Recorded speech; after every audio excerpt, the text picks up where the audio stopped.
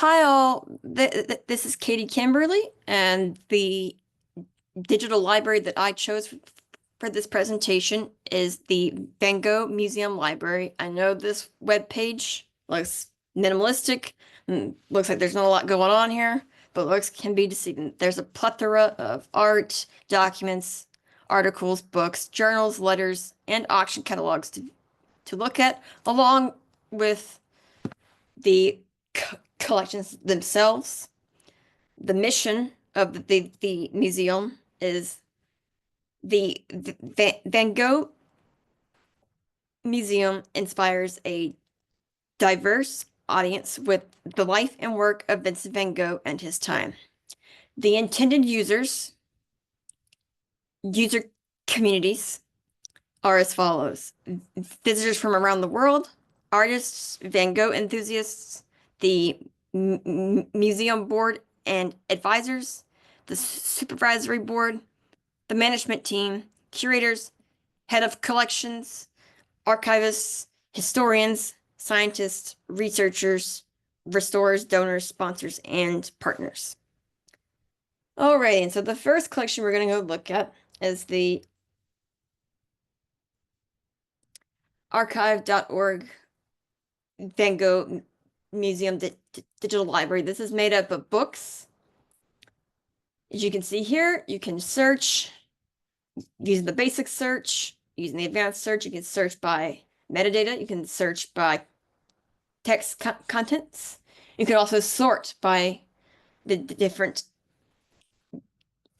options by weekly views, which is the default. You can also search by all-time views, title, date published, and creator. You can also filter by year published, part of, media type, year, subject, collection, creator, and language. Not everything in here is written in English.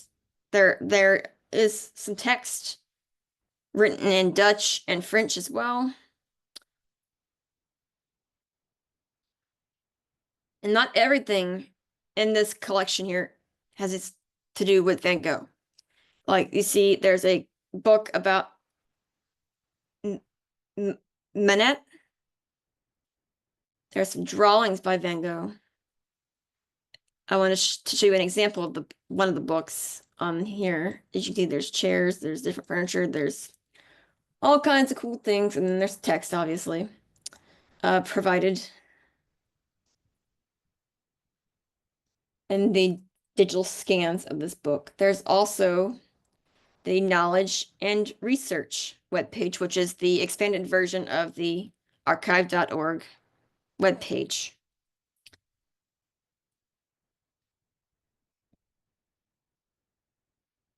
So there's different research projects and publications and whatnot shown here. There's also restorations and more information about upcoming exhibitions, loan requests, visiting fellows, and the authenticity of the collections.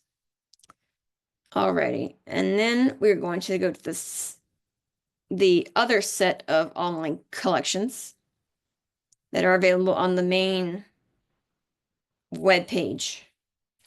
So there's the French prints, and you can see there are different types of printmaking, and there's also prints in color and in black and white. As you can see here, there's a lot to look at. You can also search and filter. These are the Japanese prints. This is part of Van Gogh's personal collection. You can see that that he just admired the way their artwork looked, the style, the colors. As we all know, the Van Gogh was very big into bold colors and mark making and whatnot. So, as you can tell, that's part of his personal collection. Then there's the letters by Vincent van Gogh. There's a quick guide with more like help guide. It's more of a help guide type situation. You can see more information on how to view it and, get more of an understanding of the way it's organized. There's different letters, obviously there's some with sketches in them. I want to show you some of the letters.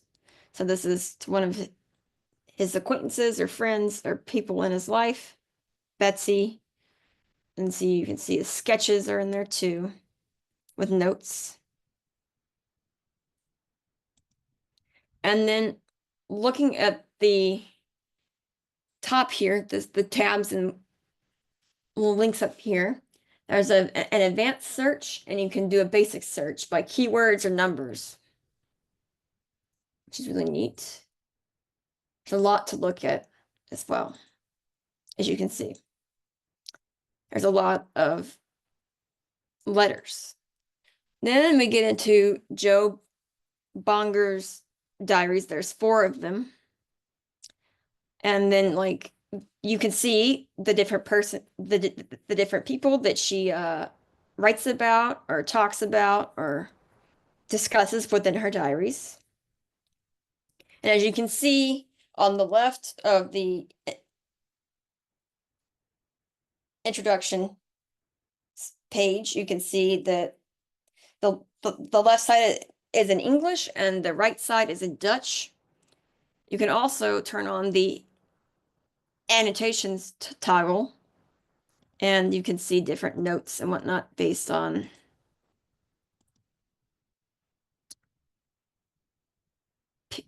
people or different subjects or topics within the diaries, which is really neat to see. View her diaries, which is pretty neat to see.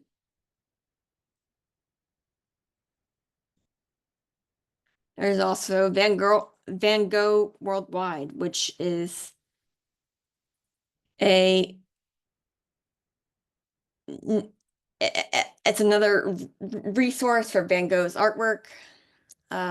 It's not all featured in the Van Gogh Museum. Some of it's featured in other museums as well. You can filter and sort in different ways as well. As with most of the other collections, there's a way to sort and filter out artwork and whatnot.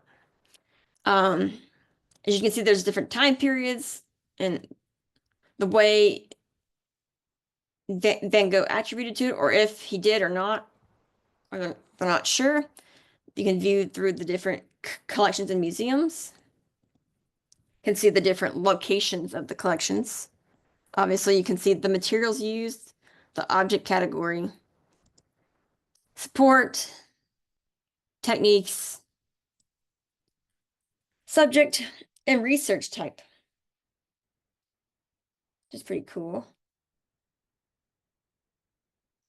There's also an interactive map of the artworks by contributing institutions.